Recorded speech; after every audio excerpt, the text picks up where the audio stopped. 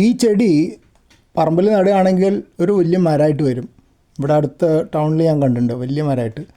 അപ്പോൾ അതിൻ്റെ പേര് ഇംഗ്ലീഷിൽ എമറാൾഡ് ട്രീ എന്നാണ്.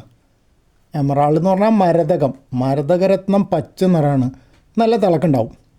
അതുപോലെ ഈ ചെടിയുടെ ഇലകൾക്ക് നല്ല മിനുസവും തിളക്കമാണ്. അതുകൊണ്ടാണ് ആ പേര് വന്നത്. ഇതിന് സാധാരണ നമ്മൾ അറിയണ വേറൊരു പേരുണ്ട്, ചൈന ഡോൾ എന്നാണ്. അപ്പോൾ ഇത് കുറച്ച് കാലമായിട്ട് ഇവിടെ മോശമായിട്ട് നിൽക്കുമായിരുന്നു.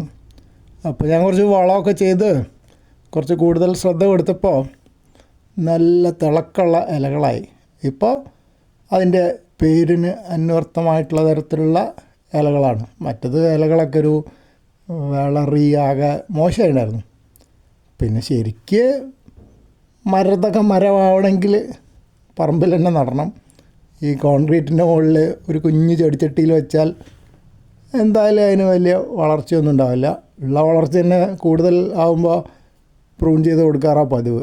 അല്ലെങ്കിൽ അവിടെ വളരില്ല. കാരണം അല്ലെങ്കിൽ പിന്നെ റീപോട്ട് ചെയ്യണം വലിയ ചെടിച്ചട്ടിയിലേക്ക്.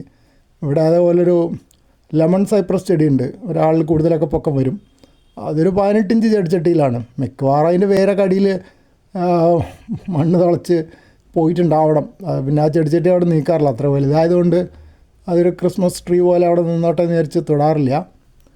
ഇത് പക്ഷേ അങ്ങനെയല്ലല്ലോ.